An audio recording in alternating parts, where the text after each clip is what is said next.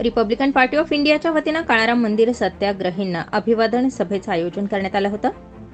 ऐतिहासिक अशा काळाराम मंदिर सत्याग्रहाला 94 वर्ष पूर्ण झाली। त्यानिमित्ताने मानवी हक्काच्या या क्रांतिकारी लढ्यात सहभागी झालेल्या क्रांतीवीरांना अभिवादन करण्यासाठी काळाराम मंदिर धम्म शिलालेख पूर्व महाद्वार पंचवटी नाशिक येथे अभिवादन सभा पार पडली। नाशिकच्या काळाराम मंदिरामध्ये रिपब्लिकन पार्टी ऑफ इंडियाच्या आठवले गट व उत्तर महाराष्ट्र तसेच नाशिक जिल्ह्याच्या Republican social group PL group यांच्या वतीनं अभिवादन सभेचं आयोजन करण्यात आलं। यात विशेष म्हणजे सर्व धर्मियांचे धर्मगुरू या सभेत सहभागी झाले होते। यामध्ये सर्व धर्मगुरूंना तसेच सर्व पदाधिकाऱ्यांचा सत्कार करून प्रथेप्रमाणे मानसन्मान देण्यात आलाय। भारतरत्न डॉक्टर बाबासाहेब आंबेडकर, कर्मवीर दादासाहेब गायकवाड यांच्या नेतृत्वात 94 वर्षापूर्वी नाशिकमधील काळाराम मंदिरासमोर मंदिर प्रवेश सत्याग्रह झाला। या लढ्यात नाशिक जिल्ह्यातील अनेक क्रांतीवीर सहभागी झाले होते। 2 मार्च 1930 पासून जवळपास 5 वर्ष डॉक्टर बाबासाहेब आंबेडकर यांनी कर्मवीर दादासाहेब गायकवाड यांच्या नेतृत्वाखाली काळाराम मंदिर प्रवेशाचे सत्याग्रह आंदोलन लढले।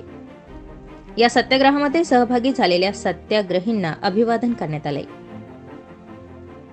रिपाई उत्तर महाराष्ट्र तसेच नाशिक सर्व पदाधिकारी, रिपब्लिकन सोशल ग्रुप पीएल ग्रुपच्या संपूर्ण आंबेडकर जनता कार्यकर्ते यावेळी मोठ्या संख्येने उपस्थित होते।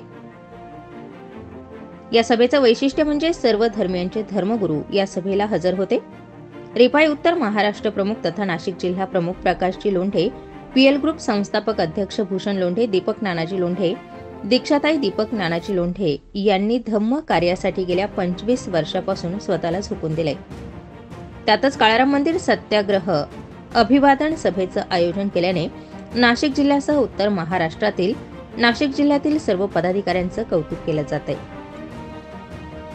या अभिवादन सभेसाठी आलेल्या सर्व उत्तर महाराष्ट्रातील तसेच नाशिक जिल्ह्यातील पदाधिकाऱ्यांना निळी टोपी फेटा देखील देण्यात आला।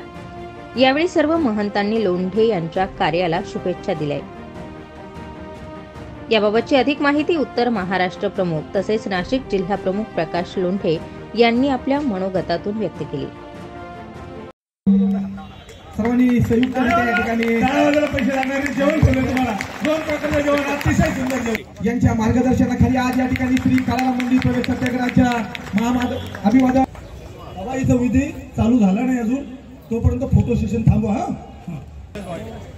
सन्माननीय कैलासजी आयरे साहेब आपण या ठिकाणी धम्मपीठावर यावं। एकदा जोरदार टाळ्यांच्या गजरामध्ये या ठिकाणी मौलानाजी यांचं आपण एकदा जोरदार टाळ्या होऊन जाऊ द्या। उत्तर महाराष्ट्राचे प्रमुख आदरणीय प्रकाशजी लोंढे साहेब आता साहेबांना तर घ्या ना पुढे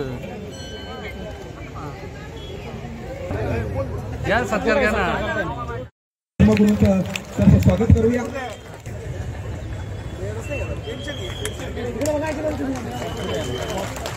महिला मंडळ जागा आहे तुम्हाला गेल्या अनेक वर्षापासून नामदार रामदासजी आठवले साहेब यांच्या नेतृत्वाखाली आणि खऱ्या अर्थानं उत्तर महाराष्ट्राचे काय असं वाटतं आम्हाला माहित नाही की तुम्हाला कार्यक्रमात यायचं नसतं किंवा काहीतरी करायचं असतं तुमच्यामुळं राग भरणार करत नाव राहून जाईल।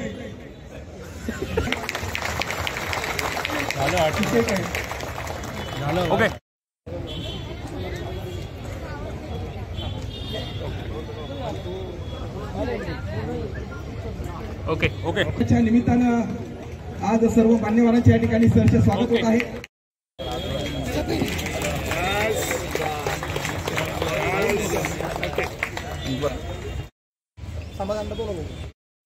एकदा जोरदार ग्रुपचं नाना लोंढे किंवा भूषण लोंढेच्या कार्यकर्त्याचे आम्ही फोटो टाकलेले नाही। दीक्षाच्या सहकारी करा, धन्यवाद। आणि एकटा पद घेऊन कार्ड वाटून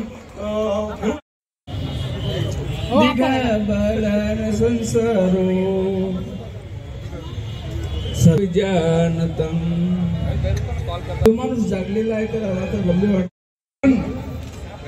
जो जीवन दुख में पका नाही, जो जीवन ऐकलंय होतं की आपल्या सर्वांचे लाडके नेते माननीय नामदार साहेब देखील या ठिकाणी येणार होते आणि प्रशासनाच्याही माध्यमातून खूप विचारणा चालली होती की खरंच आठवले साहेब या ठिकाणी येणार आहेत का। म्हटलं साहेब आपणही एक दिवस या. साक्षात बाबासाहेब आंबेडकरांनी कुठलाही किंतु परंतु भेदभाव मनामध्ये न ठेवता आपल्याला जे सर्वात मोठी जर कुठली देणगी दिली असेल तर ते म्हणजे भारताचं संविधान. आज या संविधानामुळे हा भारत अखंड आहे, हा भारत जोडला गेला आहे. अन्यथा आदरणीय बाबासाहेबांनी त्यामध्ये जगातल्या सर्व राष्ट्राच्या देशाच्या किंबहुना सौदी इत्यादी जे राजघराणे जिथे आहेत तिथे काय कानून आहे, तिथे काय कायदा आहे, अत्यंत अभ्यासपूर्ण जगातल्या सर्वोत्कृष्ट संविधानामध्ये आदरणीय बाबासाहेबांनी लिहिलेल्या संविधानाची नोंद येते. ही आपल्याकरता अभिमानाची बाब आहे. ते आपणास चुकवता येणार नाही. याचं जे मूल्य आहे, भगवान गौतम बुद्धाची जी जो धम्म त्यांनी स्वीकारला त्यावेळेला जगातल्या सगळ्या धर्माचे प्रमुख मंडळी आदरणीय बाबासाहेबांकडे पोहोचलेली होती की तुम्ही आमच्या धर्मात या, आम्ही कोट्यवधी रुपये देतो. परंतु बाबासाहेबांनी सांगितलं की नाही, मला धम्माचे विचार पडलेत, आवडलेत, पटलेत, रुचलेत, मी ते आचरणात आणले. आणि आदरणीय बाबासाहेबांनी जेवढ्याला धर्मांतराची घोषणा केली. मला असं वाटतं की हा एक आणि धम्म स्वीकारला. हे लक्षात घ्या. भारतावरती कोणी ठरवलं की आदरणीय बाबासाहेबांचे उपकार विसरायचे तरी तो विसरू शकणार नाही. आज आप लोगों ने ये हमको फोन करके बोले कि आपको आना है, मैं आया. बड़ी खुशी हुई कि आज जो यहाँ जो जितने भी लोग बैठे हुए हैं एकता की बात कर रहे हैं. कौम, बिरादरी, मजहब, ये सब चीज़ से हट करके सबसे पहला ये है कि हम एक हिंदुस्तानी हैं, एक भारतीय हैं. मानतो की तुम्ही सर्वांनी या ठिकाणी आम्हाला बोलवलं. आज हा मंच जर कोणामुळे सजला असेल त्याच्यात तीळ मात्र शंका नाही, ते म्हणजे डॉक्टर बाबासाहेब आंबेडकर यांच्यामुळेच आहे. अन्यथा आज हा मंच कदाचित आम्हाला मिळाला नसता. पवित्र शास्त्रामध्ये एक पुत्र दिला यासाठी की कोणाचा नाश होऊ नये तर त्याला सार्वकालिक जीवन मिळावे. इतकंच नाही, भाषा पवित्र शास्त्रामध्ये दिलेली आहे.